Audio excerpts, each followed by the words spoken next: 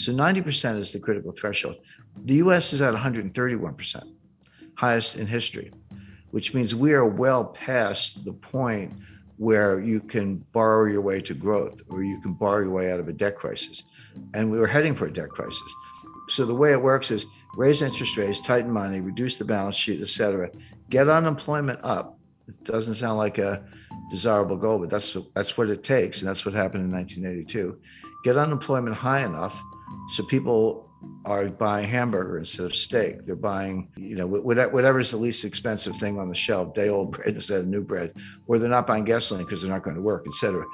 That will bring prices down, but at a very high cost, which we just talked about, which is high unemployment and lower productivity. Meanwhile, the US debt keeps going up. We haven't really talked about the debt. That part of it looks like 1981. But if you throw in a global financial crisis, then it starts to look more like 2008. Yeah, well, that's like a glacier. Glaciers are extremely powerful, but they move extremely slowly. There's some exceptions, but they kind of like, an inch a year, a couple inches a year, but they move mountains. I mean, they create rivers, they create canyons, they move mountains.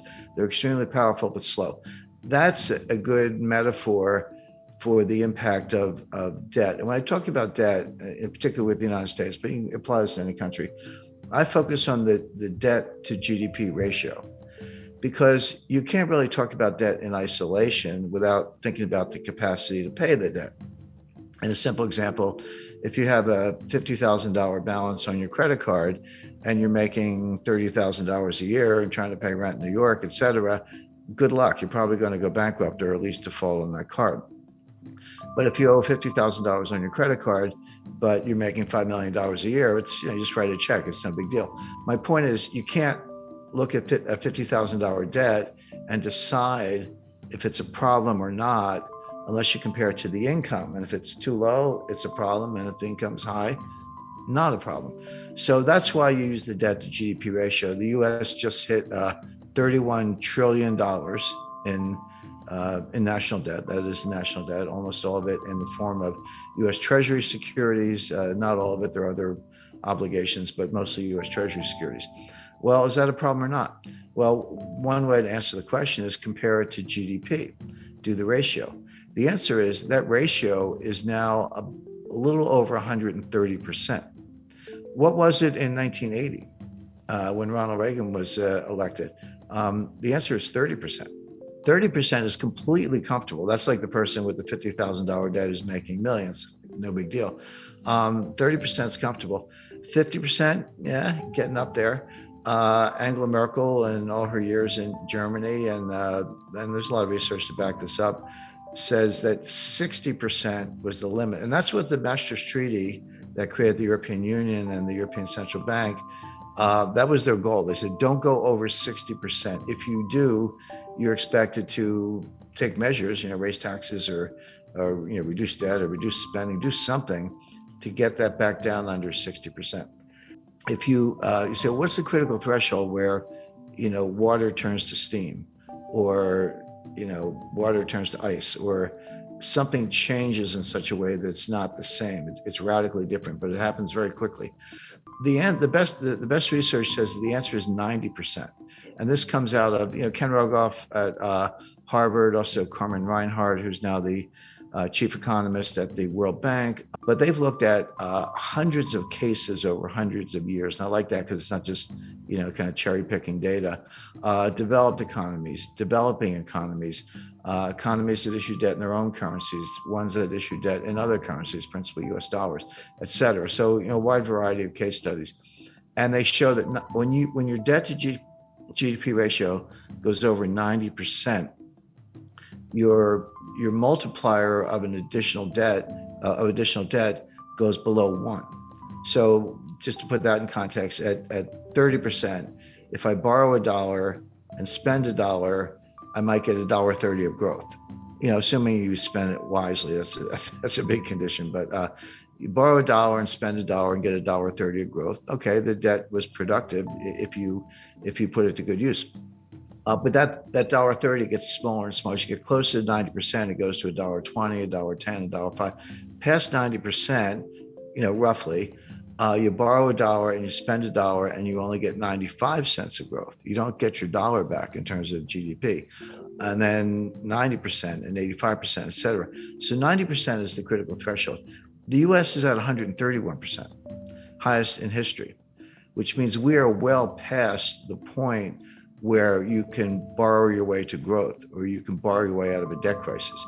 And we were heading for a debt crisis. Now, Stephanie Kelton, she's the big brain of modern monetary theory. She's a professor at State University of New York. She says it doesn't matter. That they always point to Japan. Japan is at 280%, way past any member of the peer group. China's probably higher. China's a little more opaque because they are, but also they don't have as much national debt. If you look at the national debt to GDP, it's modest, but they have an enormous amount of provincial debt, and the banking system is owned by the government or controlled by the government. So when you throw in the bank debt, the state-owned enterprises, the provincial debt, and the government, so that's the real national debt. Stephanie Kelton says it doesn't matter because you're borrowing in your own currency. So if you're Argentine and you borrow in dollars and you print pesos, how are you going to pay the dollars back unless you have huge trade surpluses, which they don't? So they just default. Argentina is a serial defaulter, and everyone expects that. If you borrow in dollars and you print dollars, which the United States does, they're like, "What's the problem? Just print the dollars and pay the money back." Well, that's true. If you print dollars, there's no reason to default on dollar debt because you actually can print the money and buy the bonds. But it doesn't mean nothing else bad happens. What about inflation or hyperinflation? What about the foreign exchange rate? The exchange rate can collapse. And these modern monetary theorists show very little understanding of the international aspects. They treat the US like a closed economy, which it's not. I mean, if it were a closed economy and we didn't have to worry about trade deficits, trade surpluses, capital flows, exchange rates, foreign credit, China owning $1 trillion of U.S. Treasury securities, which they do. If you didn't have to worry about any of that, I think they'd probably still be wrong, but they'd have a better case. But you do. And they don't, they're just not very knowledgeable about any of those things. But you can think of exchange rates as a conveyor belt. Exchange rates are one way the problems go from one country to another, or good things can go from one country to another, depending on whether your exchange rate is going up or down, the impact on terms of trade, et cetera. But they completely ignore all that. They also ignore the role of commercial banks. They just look at the Treasury and the Fed and look at money supply, but like kind of M0, but don't understand how commercial banks create M1 and they do their own thing. They're not on as short a leash as they seem to think. But if you read Stephanie Kelton's book, The Deficit Myth, she says, well, we don't really need a bond market, U.S. bond market. We only have a bond market as a favor to investors because it gives them a place to put their money. But why have, he said, you have government spending. So the Treasury borrows money by issuing bonds, and then the Fed monetizes the bonds by buying the bonds. And that gives the Treasury the money to pay the bills, et cetera. She says, do away with all that. Just give the Fed, wire instructions for Lockheed. And if you need 5 F-35 fighter jets, order them and just send the money right to Lockheed. Why do you need a bond market? I mean, she actually says that. So, okay, legally that might be possible, but to suggest that you can do that without consequences is nonsense.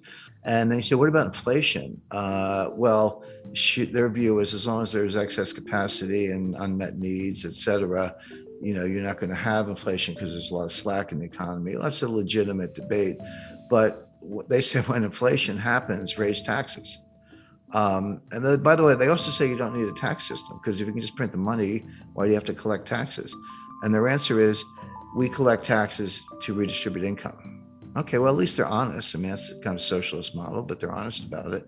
But it's important to bear in mind that Stephanie was the principal economic advisor to Bernie Sanders in 2016 and 2020. And Bernie Sanders today is the chairman of the Senate Budget Committee, controls the purse strings. So coming out of Congress, and Biden's kind of a cipher. He's barely aware of his own existence. So Sanders is in a powerful position, and she's she's the Bernie whisperer, so to speak, who's behind all this. So if you ask the typical member of Congress, can you define modern monetary theory? They'll look at you funny. They've either never heard of it or they certainly don't know what it means, MMT, But they're acting in accordance with modern monetary theory. Whether they know it or not doesn't matter. The actual behavior of the Congress, and again, just go back to COVID 2020, because we talked about the debt to GDP ratio. So in around May or June 2020, Trump put through a $2 trillion COVID relief package, and that was when the Paycheck Protection Plan, that was $800 billion, and everyone got the $1,200 check, et cetera, et cetera. And then at the end of December, at the very end of the Trump administration, they did another $1 trillion, almost. And that's when everyone got the $600 checks. And now you're up to $1,800. By the way, those checks, that is helicopter money. That's, what the Fed does is kind of nonsense. But when it's fiscal policy, not monetary policy, and you're handing out checks, that is helicopter money. And credit to Larry Summers for saying, you're going to get inflation out of this.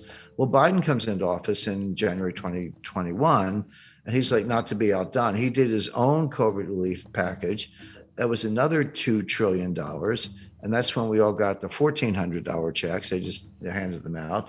And then later that year, or they did the $1 trillion infrastructure package. And then just to top it off, what did we get recently was the just under $1 trillion Green New Deal. I call it the Green New Scam. Well, and the baseline budget deficit, before everything I just described, the baseline budget deficit was about $1 trillion a year. So take $1 trillion for 2020, 2021, and 2022.